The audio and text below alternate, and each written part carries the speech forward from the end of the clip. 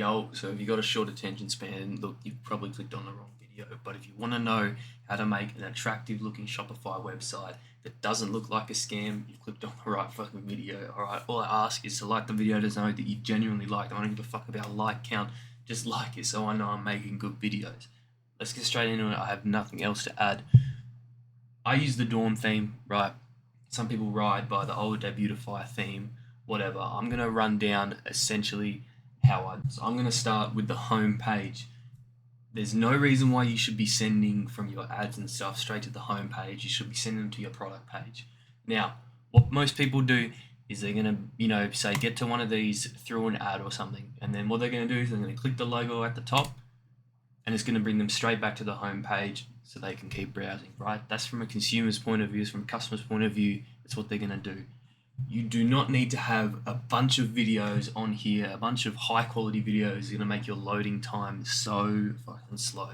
All you need to have here is pictures of your collections. Now, I do it a bit differently. I do it above and below. Some people, it makes a lot of sense just to do men, women, and then I'd say maybe 2-3 more collections here, either static or GIFs or very, very small videos, so they're not going to impact your loading time. Now, obviously, I could do these transparent and make it a white background, but I know the color scheme for my brand is monochrome essentially, and it is going to be like black, white, and grey, with a little bit of maybe blue in there. A little bit of color really makes it pop when you've got a majority black thing. So you got to find out what your main colors are and what your opposite colors are that you're going to do to stand out. I'm not saying I put red on this website. I'm saying something like a subtle blue or something, or even like these payment options down below here. They don't really phase me at all. So that's pretty much it for the home page. Collection wise, I really have nothing to add. It's just put in your collections, and look, if you have more than one item, which I hope you do, I'd be hoping you're doing it manually sorting them in your Shopify collections page. Make sure you're manually sorting them, because you're probably going to know what your customers are going to want more. Your better designs go at the top, and all your filler products slowly down here. These aren't my best designs here, but 80% of your results are going to come from 20% of your products, right? So that's my above. We'll go back to the home page, and the new logo pieces, they're all the same products. There's no different products. It's just different collections to fill out the page. Because if I hit it with this looks a bit dumb. This looks a bit dumb. Moving on down is my email sign up. Now I've got quite a few more than I thought I would email sign-ups from this this simple prompt. It's just missed out, ? Pop in your email and done, right?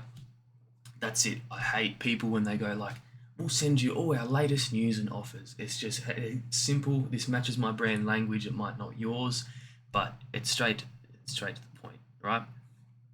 As you can see here, this is going to be all our Facebook, Instagram, TikTok, Pinterest, and stuff. I don't think any of these actually work. People never click that stuff. I'm going to be honest. Maybe the Instagram, maybe the Facebook. Other than that, they're not really clicking on them. I just keep them the same color as the logo, essentially, as my primary colors, and I leave it at that. Country region selector. Everything I pretty much only sell to Australia. Everything else is put in USD. Every single country knows a little bit about the value of USD. They're not going to know if they get transported to the Austrian side instead of the Belgium side or something like that. Might not know another currency. Pretty much everyone knows the currency of USD. As for pages, I just have my two main collections. So if I had men and women, I would have obviously home, and I'd have men, women, and then I have one more, which can be whatever you want. For me, it's my blanks. Don't have many blanks in there at the moment, whatever. And then I have my contact. That's it. Now, as far as things for cart, look, it really depends. It's really going to go for the match of your vibe. I've tried single page in the past couple of weeks, and it's been going alright, but I don't think I've gotten better results than what I have with a draw card. Just a simple little swipe out animation. It's not taking you to a completely separate page. I would 100% recommend this. I'd also recommend diving into your default theme content, which is going to be right here, press here, edit default theme content. I'd change a lot of this basic stuff here. Instead of cart, it's continue shopping. Change that to match your brand language. It's going to make your website look 100% less like a scam, which I'm big for. Make it look all professional. And with your cart, I'd recommend adding in something that would upsell people in the cart for a smaller item. Something I'd recommend would be socks or another shirt. If you press add to cart, this throws out last chance here, gives them a cheeky 5-10% discount, whatever.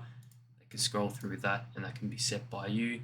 As far as checkout pages go, really simple. Here I want to get more people for my marketing email. It order me with email updates and my order updates. So if anything goes wrong with their order, I actually have their email and I can just send out a main email. Express checkout, you want to have that on. Not many people use it. Lots of people just still want to know, make sure it's going to the right spot. As far as accounts and stuff like that go, I wouldn't have any accounts.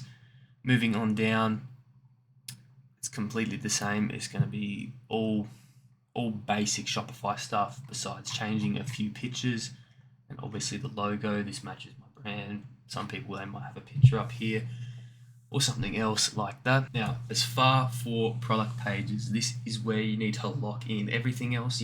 They might press home, they might add to cart, only if everything draws from your product page, right?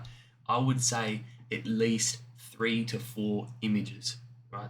3 to 4 images for your product page, right? And if it's a big product, expensive product, people usually want to see more. So transparent, you can completely have. I'd rather have something that kind of blocks it in between, obviously, that is going to match your brand. So obviously I have the model here, I have the grey background, and then I have the white background, a nice contrast in between them. And obviously these are model pictures, so you might not have model pictures if you're using a print-on-demand service or whatever. You can jump into Photoshop and change that up. If you don't know how to do that, probably should not own a brand. And then we're moving on. I'm going to go show the shirt, show the back of the shirt. Very simple. Pricing wise, I have it at 70, and size, I can do drop downs, but I have it as peels just because I think it looks better on the page. Especially with the Dawn theme, I feel like the lines are too thin. It's definitely something I could change with an app, but if it ain't broke, I'm not really going to fix it. Down here, obviously, add to cart. You can change that in your default theme settings. More payment options. And here's what I was talking about before with the colors. It actually breaks up nicely on the page, right? People are scrolling down. If that's black, they're probably not going to register that in their brain. They see this. 3 people have this in their cart. Little pulsating thing, so it's live, it's not static. Moving on down, we have the description. I'm just going to give a brief overview. It's not going to have 10% so and so. Chuck it into ChatGPT and get yourself a proper, paraphrase this, whatever. You don't need to have a long description. That is what for below is for. Sizing, I have an exact chart because this is an expensive shirt. Some people go, oh, I don't know what size, so I have exact measurements. Product care. Save yourself from people, returning things. Go play it safe, obviously. Down here, I have, something that creates a bit of urgency. I have no restock, 91 pieces, obviously 91.50, no sale, limited 2 per order. People could order 100, I wouldn't care, but I say limited 2 per order because not people are really going to be ordering 2 of my item. Moving down, I have a picture description, which pretty much, it expands on this description, but if I had no I guess description of this, the thing would end right here, and that's it. Maybe a bit less time to lose your customers, but people paying $70, they want to know a bit more about it. So I go down and I explain the thread work, I explain the textile, I explain the colors and why it's better than the original version of this that I released. And then here, instead of your featured products or your featured collections at the bottom, it didn't really match my brand. It didn't really look good, the basic Shopify one. So I have just an essential cross-sell app. It's free. Download it or don't. It's not my app. And I'll just have pair with instead of people like you, frequently bought this together, right? I have pair with. Obviously, I have all the sizes there. People can click on them, go, oh, classic tee. That's my second best seller. People usually click on that and go, yeah, it's kind of heat. And And obviously, it's the same thing throughout all my product pages, and that's just a matter of using different things, using different product templates. So I'm sorry it was a bit all over the place, but I kind of just wanted to explain how you can make your brand look less like a scam and make it look all kind of cohesive. Don't have to follow this religiously. Hopefully you picked up just a few tips to make your website just a little bit better. Thanks for watching. I'll catch you in the next one.